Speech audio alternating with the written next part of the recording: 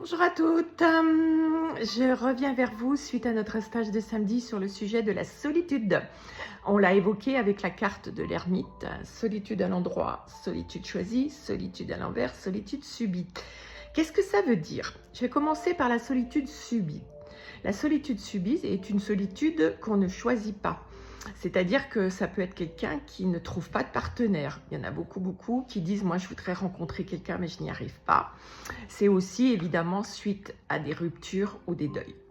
La rupture, suite à une rupture amoureuse, là il va falloir cogiter sur le fait pourquoi rupture, peut-être que c'est vous qui l'avez choisi d'ailleurs, ou alors effectivement, le deuil, là, ça vous paraît comme quelque chose de pas juste, et puis de difficile. Il y a du chagrin, comme il y en a dans la rupture, mais différemment. Voilà, donc ces solitudes subites sont souvent source d'idées noires, source de ruminer, source de...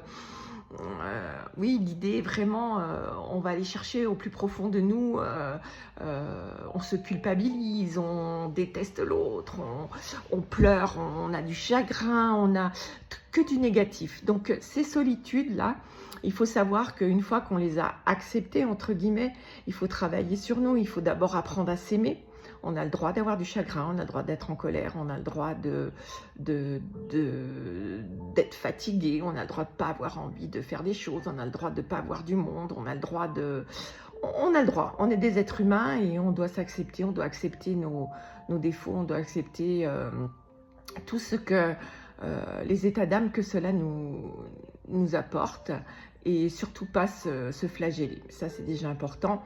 Et puis vous allez voir que parfois la solitude subie, au début c'est compliqué, puis après parfois ça ouvre d'autres portes, ça permet aussi de se tourner vers des personnes vers qui on ne se serait pas tourné, de voir qui on a autour de nous aussi, parce que voilà, après quand on se retrouve seul, parfois des personnes restent, d'autres s'en vont. Bref, mais la solitude subie, elle est subie. Par contre, vous avez la solitude choisie, qui est parfois effectivement des personnes qui décident de vivre toutes seules. Elles décident de vivre toutes seules, elles n'ont pas envie de compagnon, parce que pour elles, voilà, c'est leur prendre leur liberté, c'est... comment dire, vivre à deux, c'est compliqué. Cette solitude choisie, c'est vrai que ça permet en tout cas de se retrouver, d'être face à soi-même, de comprendre ce qu'on veut, où on veut aller, de se pousser à avoir du monde, de se pousser à faire des choses toute seule.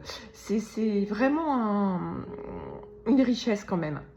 C'est une richesse et c'est surtout un signe qu'on est fort et qu'on s'aime.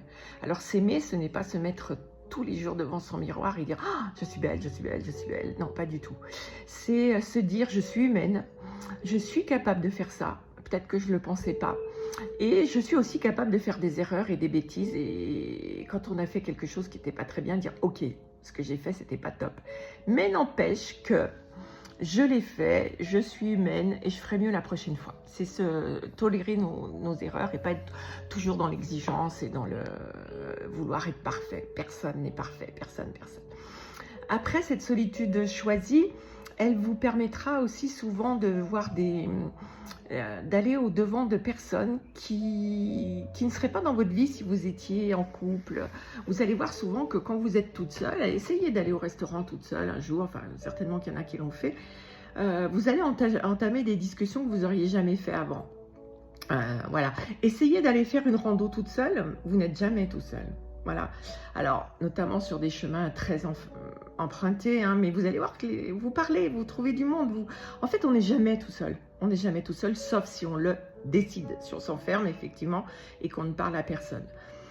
Voilà, donc c'était la différence entre les deux solitudes. Et moi, je dirais, faites attention aussi que de la solitude choisie, parce qu'après, il y en a qui s'enferment là-dedans. Je suis bien toute seule, je veux personne, je veux pas aller en couple, mais je veux même pas me mêler à la foule, voilà, ça m'intéresse pas.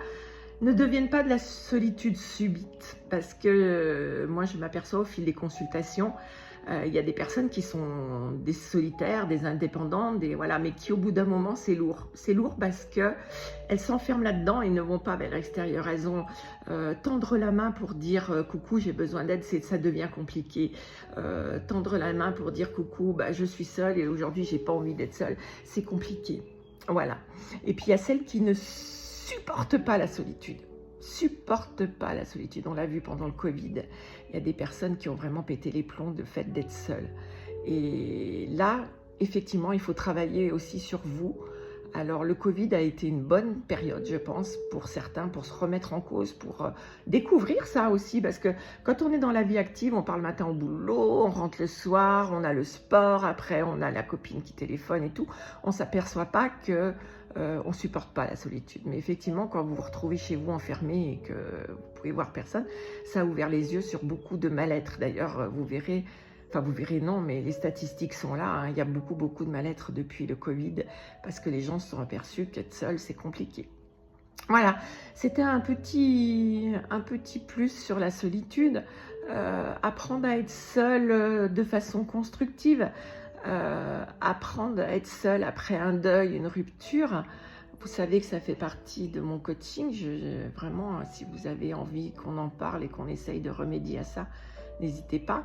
Mais en tout cas, acceptez-vous comme vous êtes, acceptez vos faiblesses, acceptez aussi vos qualités. Si vous avez des faiblesses, vous avez des qualités. Si vous avez du chagrin, dites-vous que vous aurez des joies à venir. Si vous avez des personnes que vous ne voyez plus, un cercle qui s'est fermé, ça veut dire qu'un autre va s'ouvrir. L'univers ne laisse jamais de vide, dites-vous ça. L'univers ne laisse jamais de vide. Soyez dans la gratitude de ce que vous avez parce que même seul, vous avez beaucoup de choses et vous verrez que tout va bien aller. À très bientôt.